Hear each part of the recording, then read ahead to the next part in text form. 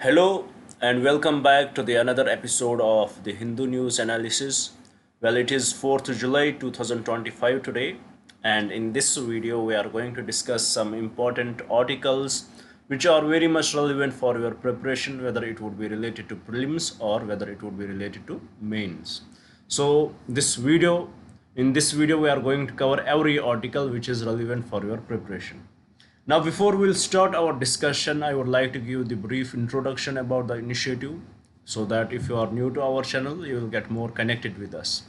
Basically from 2nd June, we started an initiative here by the name Target IAS 2026. Under this initiative, every day we upload two videos. One in the morning session, which is this video where we discuss the current affairs, and second in the evening session where we discuss your static syllabus.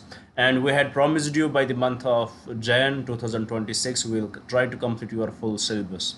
So if you want to be the part of this journey, if you want us lead you in this journey, please do subscribe the channel, do share it with your friends so that they may also get benefited from this initiative, and please do write in the comments what else should we bring for you guys. Now, without any delay, let's have a look at the article which we have to discuss today. As you can see here on the screen, as the article is basically about this socialism, secularism, or the spirit of the constitution. So what is the story behind it? Why it is there? It was a year 1976, in which already we were going through the emergency. In 1976, we were going through emergency, and it was Miss Indira Gandhi, who was the PM of the country. So we were going through the emergency, and in 2020, in 1975, actually it was imposed and lasted till 1977. So for these years there were emergency in the country, and in this emergency period, various amendments were brought in, especially the major one, the 42nd Constitutional Amendment Act. 42nd Constitutional Amendment Act of 1976, which is also called, this 42nd Constitutional Amendment Act is also called the mini constitution, because this is how much changes were brought in through this amendment. Various changes were brought in, whether it would be with respect to the powers of the president, whether it would be with respect to the preamble itself, whether it would be related to the emergency powers. So various money changes were brought in. So after the government fell, after this emergency was over, new elections happened and Janata Party came in, and they had this in their manifesto that whatever was brought in the 42nd Constitutional Amendment Act, that would be reversed. Whatever was brought in it, everything would be reversed. So they brought up the 44th Constitutional Amendment Act. Almost everything was reversed, but few things were kept there.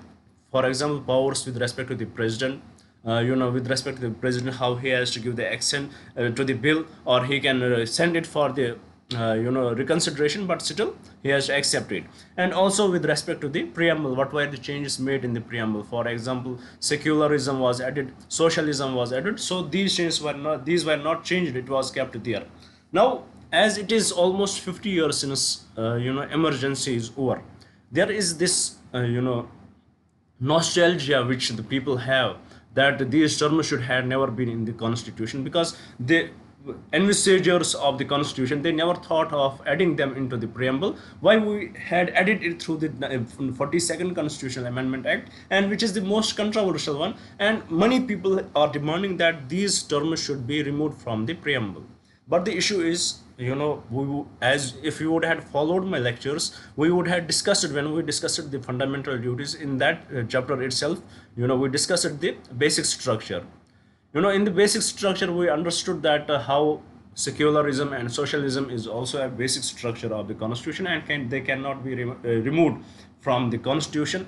They cannot be amended, and also we discussed that preamble is the part of the constitution. But let the matter it be. Let's suppose these terms were not in the these terms were not added into the preamble. So what was the condition of the constitution before these terms were added in the preamble? And this article is basically putting light on that thing, what our constitution was before 1976, when there was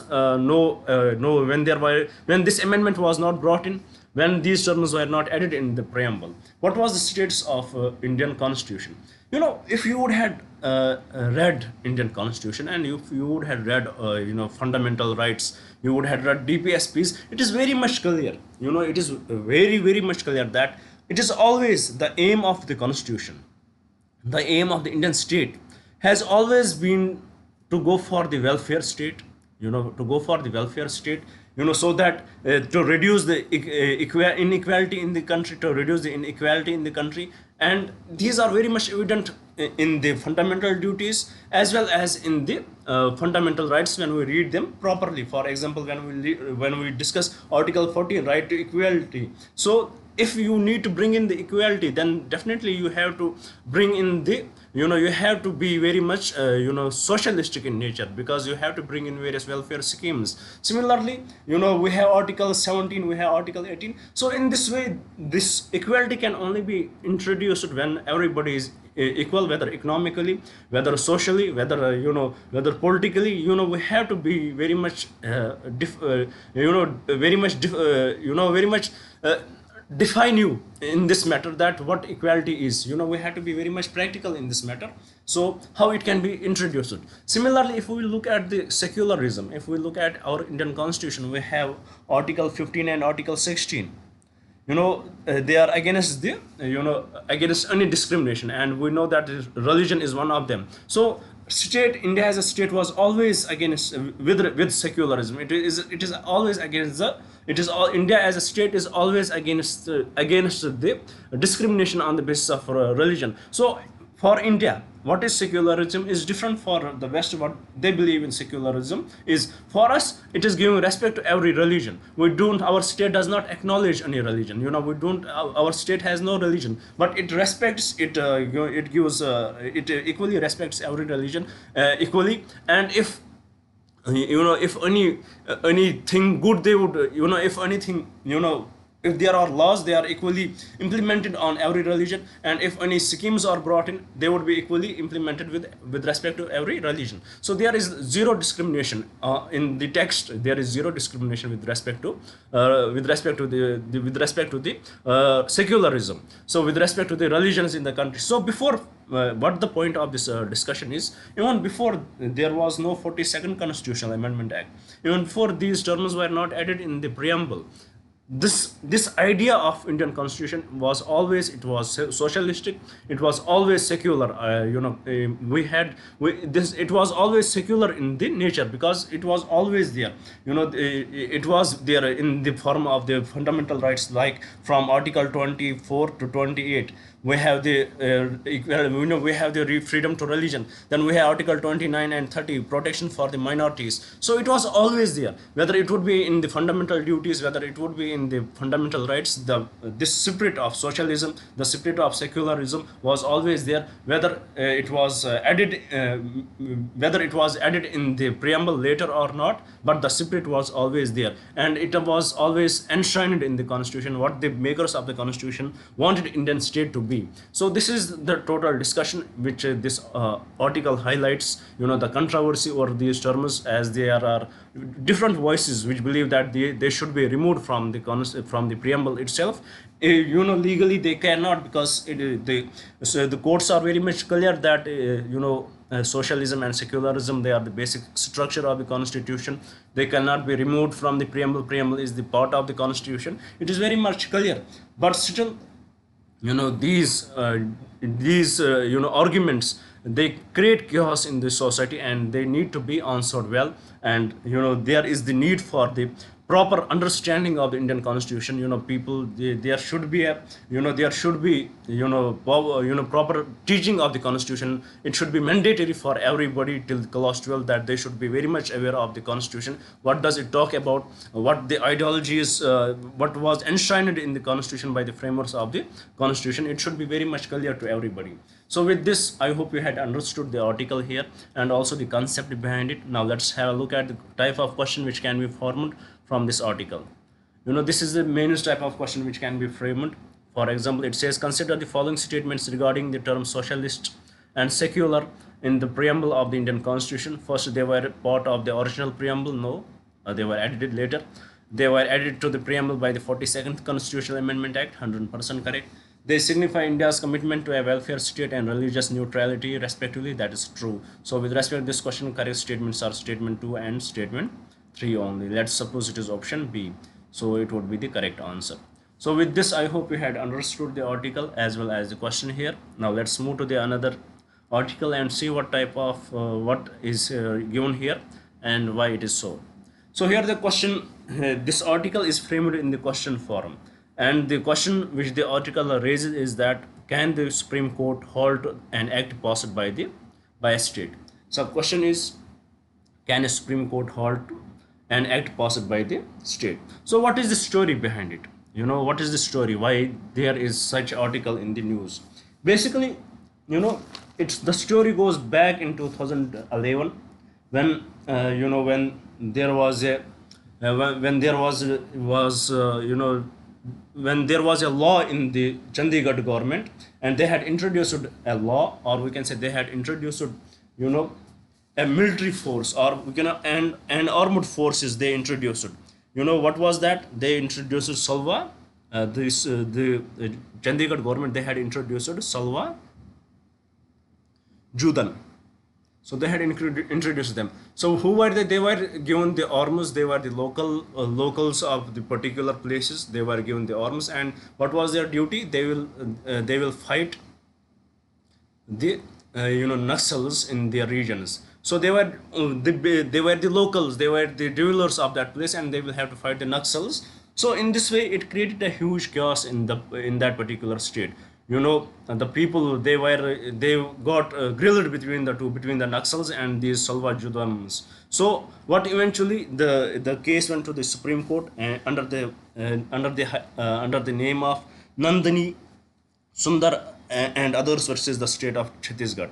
The case went to Supreme Court under Nandini, Sundar and others versus state of Chhattisgarh. So when this case went to the Supreme Court, and Supreme Court made it very much clear that it is unconstitutional, because on what basis you are giving these jobs to these people? They don't have training. They don't have training. It is a violation of Article 14 and Article 21. So how you are giving these jobs to them? So they ended it, and they were very much categorical that the Chhattisgarh government should end it. It is very much unconstitutional. So, but what the Chhattisgarh government did, they framed a law.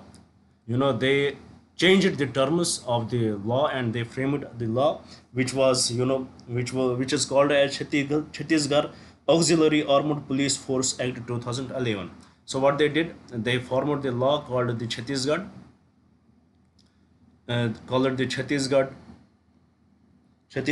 Auxiliary Armed Police Forces Act of 2011. So under this act, basically where Salwa Jud was, the term was replaced, and this act was formed, and in it was made clear that 6 months training would be given to them. And what was made clear, that they will not be the front runners, they will be the helpers to the police. They will be the helpers to the police officials. So with respect to this, the matter went to the court.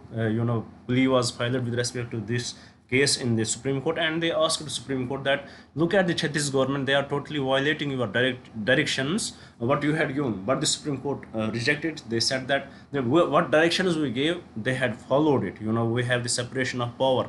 We interfered when it mattered, and they followed what directions we gave to them. They followed them.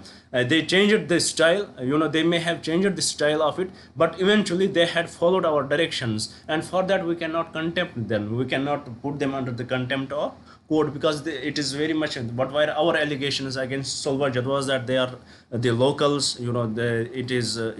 It further created the hate in the area, and also they were not trained, but they had changed the full story behind it, so through this law. So we cannot put it under the contempt of court.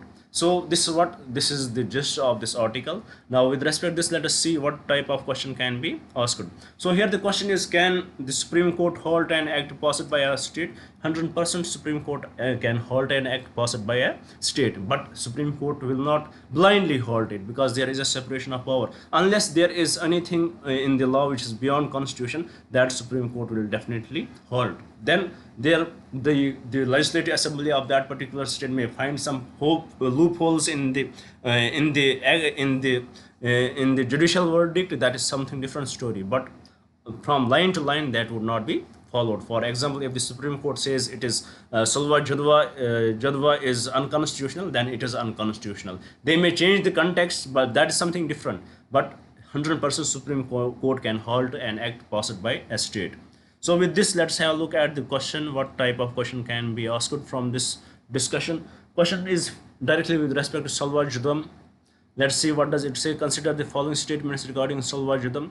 It was a state-sponsored civilian militia formed in Chhattisgarh to counter Naxalite activities.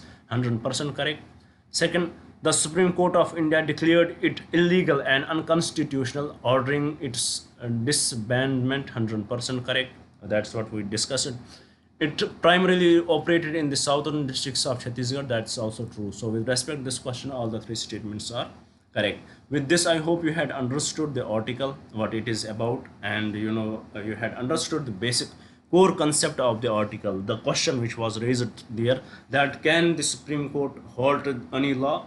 The answer to it is yes, but only when it is against the constitution, when it is beyond constitution. Otherwise, Supreme Court, they had always respected the separation of powers. We have the executive, we have the legislature, and we have the judiciary. And with respect to the parliamentary government, we had understood there is not that much separation of power between the legislature and executive. Why? Because executive is drawn from the legislature, and their responsibility. That is some different story which we had already discussed in our in our static part. So the question here is answered, but there would be the verdict of the Supreme Court which will prohibit them. The state government may find the loopholes, but the motive is whether they had followed what were especially mentioned. That is true, they had followed it, so they cannot be liable for the contempt of the court. So here we had understood everything. Now let's move to the another article and have a look at what article is there, what does it talk about, and let's try to discuss it. Well, the article here by the title is Careful Curation. So what is this article actually about? Let's have a look at it. Let's try to discuss this, what this article is actually about. This article is basically about the revision of electoral rolls. Revision of electoral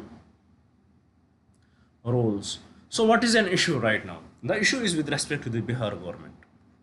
Issue is with respect to Bihar government. What is the issue? From 2003, no revision of electoral rolls is there, no intensive revision. Basically, with respect to revision of electoral rolls, it is of three types. One is summary revision.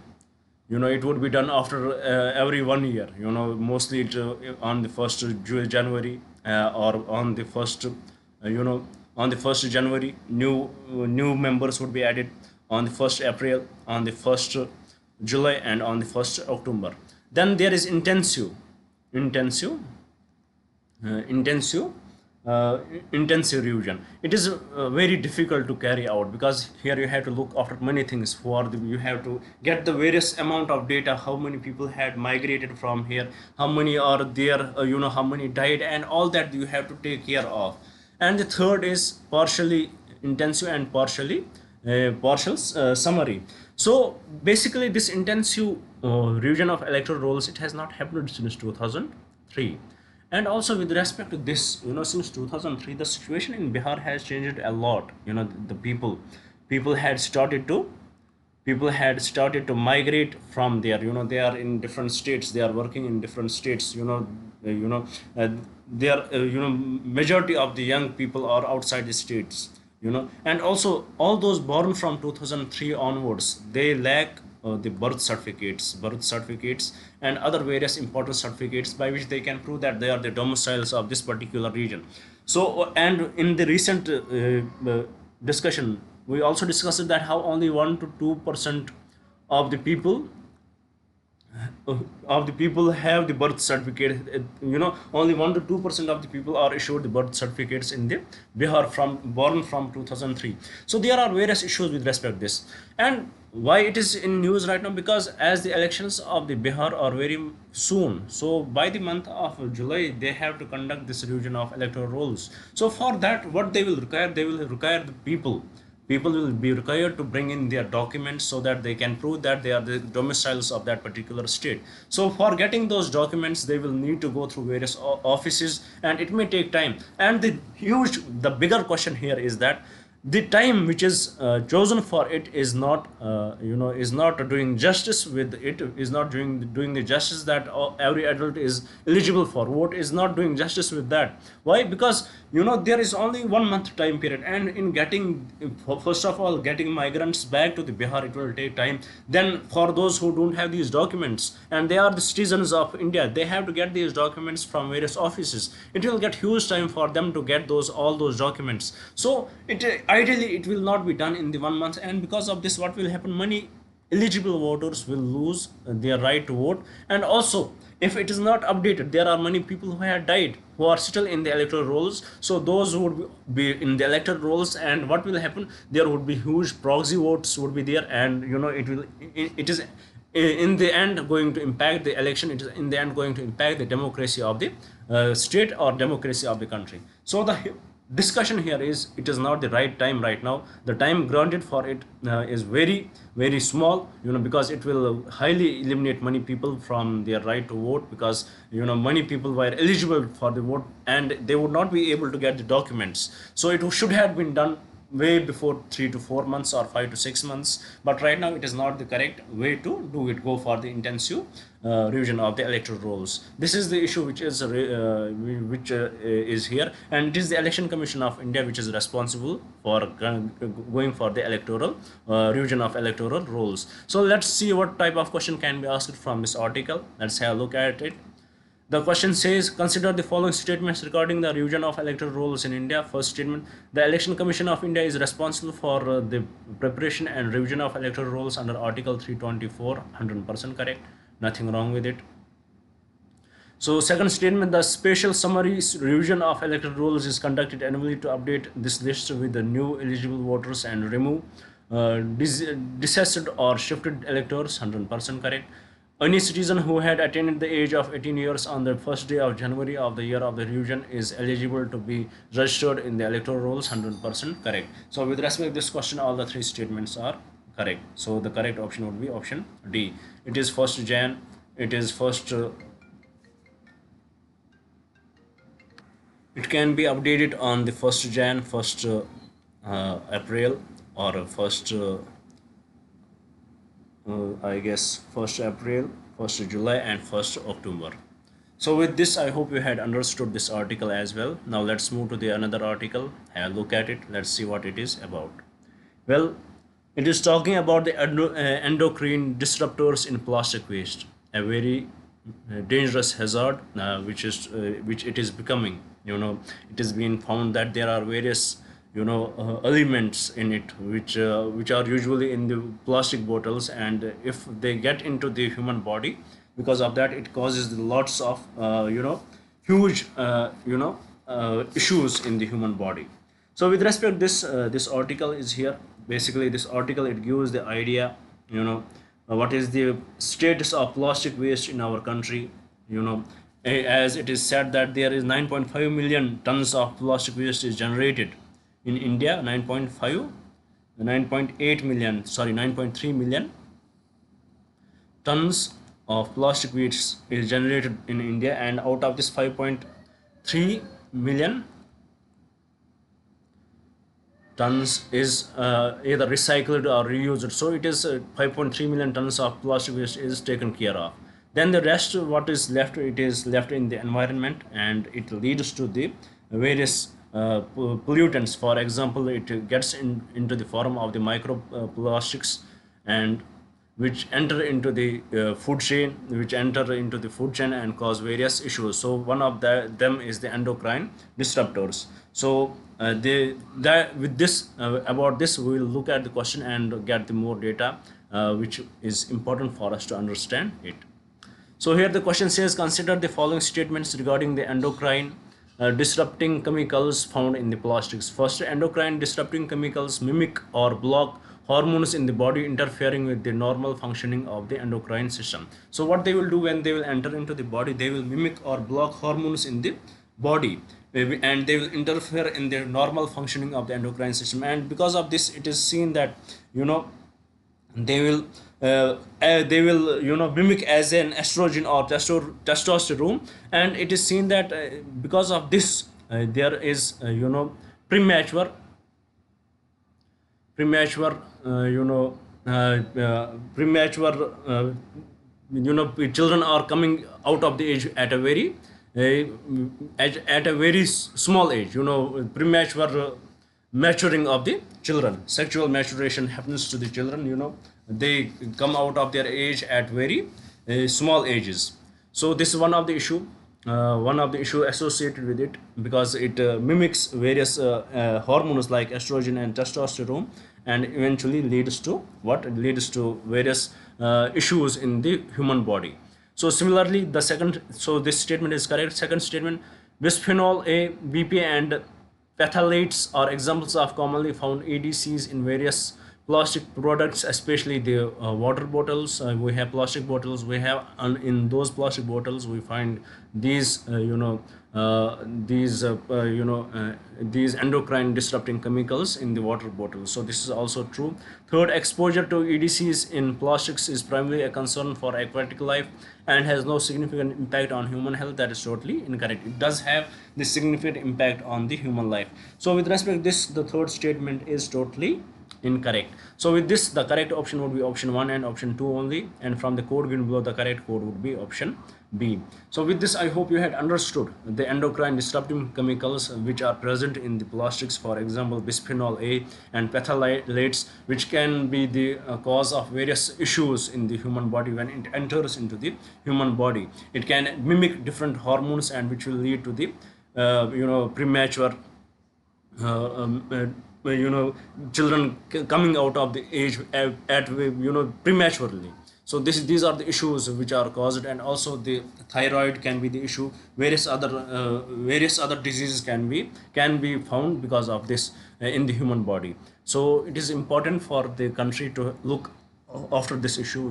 There should be the this policy, in disposing the plastic waste. It should be the priority with respect to the various with respect to the country, and with respect to the various companies which deal with it.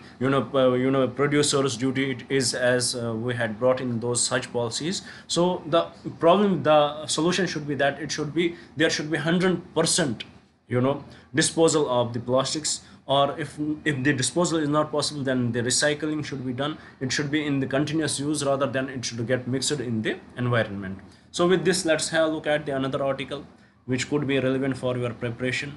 Here the article is talking about the rare earth crunch, a bigger issue for auto firms than expected. Our dependence on China with respect to India's dependence on China with respect to rare earth elements. So it is one of the major issues because of the self-imposed ban of China on exporting of the rare earth elements, it is going to impact India's auto industry to the highest levels, because if we will not get those rare earth elements, we cannot form the vehicles. So it will definitely lead to what? It will lead to the lowering the demand for these vehicles, lowering the demand, and once the demand will be lowered, manufacturing would be lowered.